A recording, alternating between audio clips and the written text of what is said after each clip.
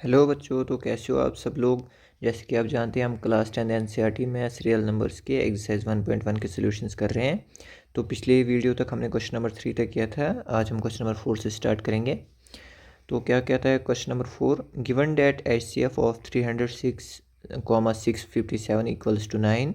तो हमें ढूंढना है फाइंड एलसीएम 306 और 657 का। मतलब हमें गिवन दिया हुआ है एचसीएफ इन दोनों नंबर्स का ही है और हमें एलसीएम ढूंढना है।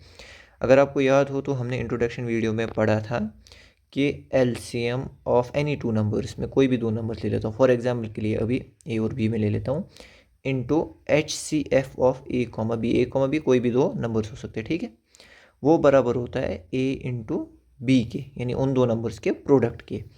तो इधर पे हमें गिवन क्या है, हमें एचसीएफ गिवन है, ये चीज़ हमें गिवन है। निकालनी क्या है, ये चीज़ निकालनी है। तो बिल्कुल ही आसान है। LCM of A comma B will be equal to A into B. ये यहाँ पे मल्टीप्लाई में इधर जाके क्या हो जाएगा, divide into HCF of A comma B. अब वैल्यूज़ डालते हैं तो एलसीएम ऑफ 306, ए की जगह ये है और बी की जगह 657 will be equal to 306 into 657 divide by H C F क्या दिया हुआ है हमें, गिवन क्या है 9। तो मल्टीप्लाई कर लेते हैं साइड में, 306 से मल्टीप्लाई करना है इंटू 657। 7 6 हो गया 42, 4 कैरी, 7 0 0 प्लस 4, 7 3 21, 5 6 30, 3 कैरी, 5 0 0 3, 5 3 15। उसके बाद 6 6 36, 3 आई कैरी, 6 0 0 3, 6 3 18, 2 4 6 3 9 1 10, 1 कैरी, 5 3 8 2 10 1 11, 1 कैरी दोबारा, 8 1 10 1 11, 1 कैरी 1 और 1 2। तो क्या प्रोडक्ट आया 2 1 1 0 4 2 डिवाइड बाय है 9। अब इसको डिवाइड करना है 9 से, तो हम कर लेते हैं 9 से डिवाइड हो जाएगा ये, 9 से चेक कर लेते हैं पहले। 9 2 18 हो जाएगा, इधर कितना बचेगा 18 90 23 31 हो जाएगा। 9 2 18, 9 3 27, 9 4 36, 9 3 27 हो जाएगा, 4 बचेगा 40 हो जाएगा। 9 4 36 होता है, 4 बचेगा यहाँ पे, 9 5 45, 12 बचेगा, तो नहीं होगा 9 से। 3 से चेक कर लेते हैं, 3 3 9, 3 7 21, 3 3 9, 3 4 12, 20 तो हो नहीं रहा है किसी से। पहले देखते हैं हमारी कैलकुलेशन में कोई मिस्टेक तो नहीं हो गई है। फिलहाल हम ऐसे ही रख लेते हैं इसको, इतना देखते हैं ठीक है कि नहीं। एक सेकंड में चेक कर लेता हूँ। सॉरी, यहाँ पे हमसे थोड़ी गलती हो गई थी। यहाँ पे एडिशन में 8 1 9 1 10 होता है, तो मैं यहाँ पे 11 लिख दिया है। 10 1 कैरी आएगा, 1 और 1 2 होता है, बाकी सब ठीक है। बस यहाँ पे मल्टीप्लिकेशन में गलत हो गया था। तो अब शायद से 9 से ही देख लेते, क्योंकि ये तो एक नंबर ही आएगा लगभग।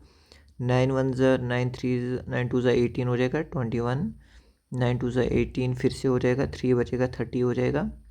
9 3 27, 3 बचेगा 34 हो जाएगा। 9 3 27 फिर से हो जाएगा 72, 9 8 72, हाँ तो इससे हो जाएगा। 9 2 18 हो जाएगा, यहाँ पे 2 बचेगा। 9 2 फिर से 18 हो जाएगा, यहाँ पे 30 आ जाएगा।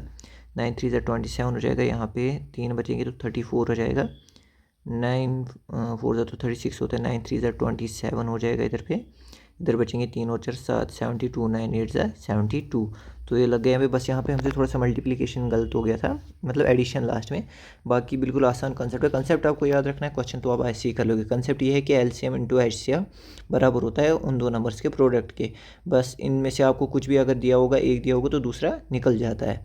किसी भी नंबर का एलसीएम दिया होगा तो एचसीएफ निकल सकता है, एचसीएफ दिया होगा तो एलसीएम निकल सकता है, बिल्कुल ही आसानी से। तो इसी के साथ हम अब अगले क्वेश्चन पे चलते हैं, जो कि है क्वेश्चन नंबर 5। चलिए शुरू करते हैं क्वेश्चन नंबर 5। क्वेश्चन नंबर 5 क्या कहता है हमसे, check whether 6 raised to power n can end with the digit 0 for any natural number n। तो इसका सोल्यूशन कर लेते हैं। इसका सोल्यूशन बिल्कुल आसान है मगर लॉजिकल है। अगर आपको लॉजिक लगाना आ गया तो ये बिल्कुल आसान क्वेश्चन है। ये बोला है कि 6 रेज़्ड पावर n, ये जो n पावर है ये कोई भी नेचुरल नंबर हो सकती है, 1 2 3 4 5 6 जो भी। क्या ये कभी इस जो भी इसके नंबर आएंगे, 6 आएगा, 6 6 या 36 आएगा, यहाँ आगे जो भी है, क्या कभी वो डिजिट 0 पे एंड होगा? ऐसा कोई डिजिट आएगा इसमें कि जो 0 पे एंड होता हो? तो वही हमें देखना है। फॉर एग्जांपल इसमें स्टेटमेंट पहली हमें लिखनी है कि अगर कोई भी किसी के भी यूनिट प्लेस पे 0 या 5 आता है, फिलहाल तो हमें 0 लिखना है, तो वो 5 से डिविजिबल होगा। तो इसमें हम स्टेटमेंट पहले लिखेंगे, if 6 raise to power n ends with the digit 0 then it must be divisible by, किससे डिविजिबल होना चाहिए? 5 से, क्योंकि अगर यूनिट प्लेस पे 0 और 5 होगा तो वो 5 से डिविजिबल वो हमेशा होगा। 5 क्या है मगर एक, साथ ही में याद रखना है 5 एक प्राइम नंबर है। 5 एक प्राइम नंबर है, तो ये हमने लिख लिया। अब देखिए लॉजिक लगाइए, अगर 6 रेज़्ड पावर n के किसी भी यूनिट प्लेस पे उसको 0 आता है, ठीक है, तो वो डिविजिबल होना चाहिए 5 से, जो कि एक प्राइम नंबर है। लेकिन जब हम प्राइम फैक्टराइजेशन करेंगे 6 रेज़्ड पावर n की, तो वो क्या आएगी? 2 × 3 रेज़्ड पावर n। अब देखिए इसकी प्राइम फैक्टराइजेशन में तो 5 है नहीं, 5 इसका फैक्टर है नहीं, प्राइम फैक्टर है नहीं, तो क्या कभी वो इसका कोई भी डिजिट यूनिट प्लेस पे उसको 0 आ सकता है? नहीं आ सकता, क्योंकि अगर इसके फैक्टर में 5 होता, प्राइम फैक्टर 5 होता, तभी जाके ये 5 इसको डिवाइड करता, तभी जाके यूनिट प्लेस पे 0 आ सकता था। अब जब प्राइम फैक्टर इसमें है ही नहीं, तो ये कैसे 6 रेज़्ड पावर n की यूनिट किसी भी यूनिट प्लेस पे 0 आ सकता है? तो इसको हम लिखेंगे as 5 is not the prime factor of 6 raised power n, therefore none of the numbers of 6 raised power n can end with the digit 0।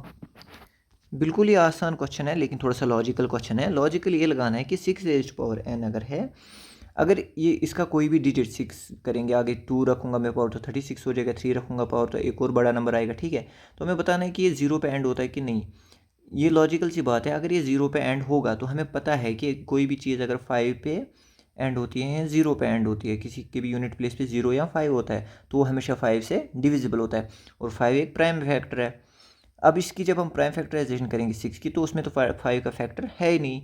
तो अगर 5 का फैक्टर नहीं है तो वो 6 रेज़्ड पावर n की किसी भी नंबर को डिवाइड नहीं कर पाएगा। वो अगर वो डिवाइड नहीं कर पाएगा तो कोई भी डिजिट 0 प्लेस पे एंड नहीं होगा, एक्चुअली 5 प्लेस पे भी एंड नहीं होगा। ये मैं एडिशनल थोड़ा बता रहा हूँ। बाकी अगर आपको वीडियो पसंद आए तो वीडियो को लाइक कीजिए और मेरे चैनल को सब्सक्राइब कीजिए। Thank you.